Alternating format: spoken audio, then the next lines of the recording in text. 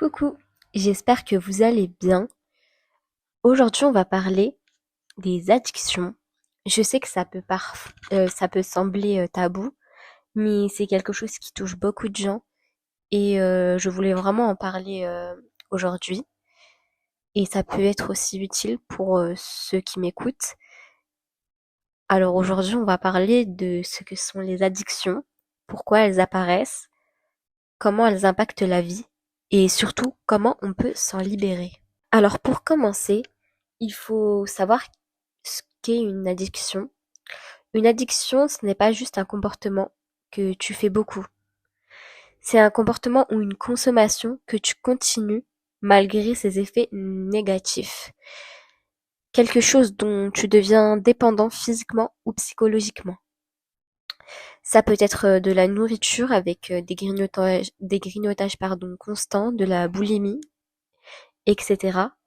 Du sucre ou le café, consommation excessive pour tenir, les écrans ou les réseaux sociaux, avec les scrolls infinis, les notifications, les likes, etc.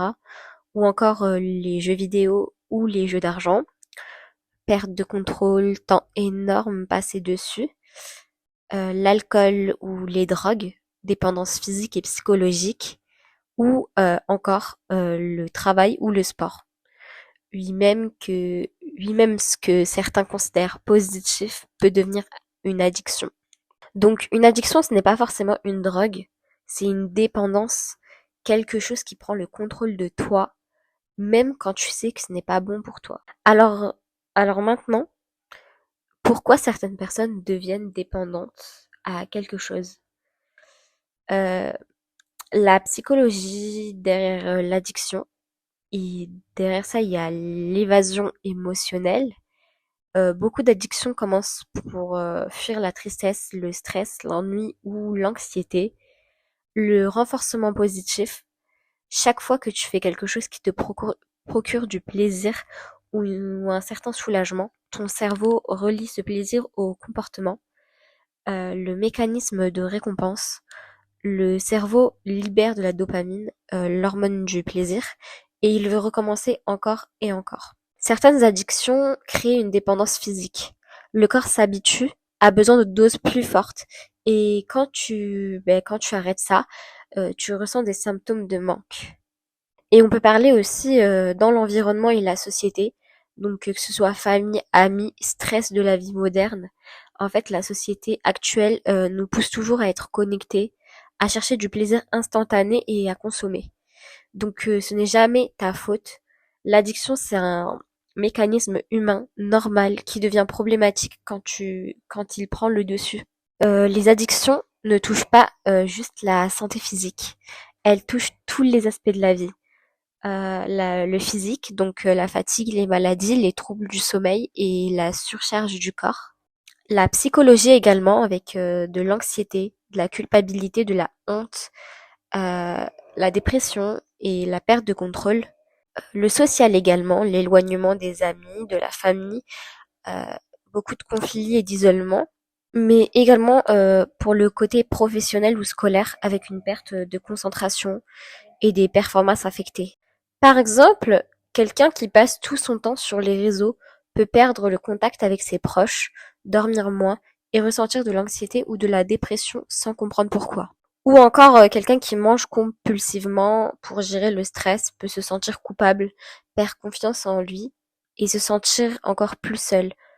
En fait, c'est un cercle vicieux. Si je pouvais te donner des exemples concrets que tout le monde peut comprendre, c'est par exemple le scroll infini sur Instagram ou TikTok, pardon. Tu te dis juste 5 minutes et tu réalises que tu as passé 2 heures à regarder des vidéos, tu te sens vidé, frustré, mais tu recommences le lendemain. Le grignotage émotionnel. Tu es stressé après une journée difficile et tu manges pour calmer ton anxiété. Tu ressens du plaisir immédiat, mais après, culpabilité et frustration.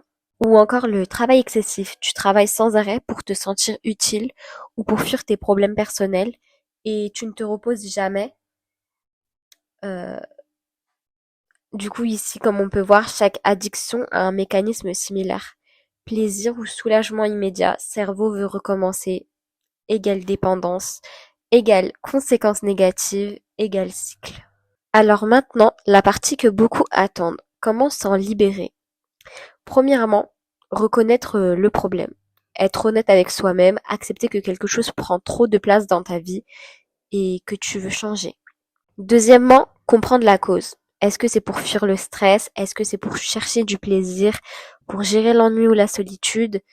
En fait, il faudrait ici comprendre la racine et ça va nous aider à savoir quelle stratégie adopter. Troisièmement, remplacer l'addiction par des comportements sains, comme la marche, le sport, la méditation, la lecture, l'écriture, et chercher du plaisir ou du soulagement autrement. Mais il faut pas que ce soit addictif non plus dans ces cas-là. Essayer de varier les activités.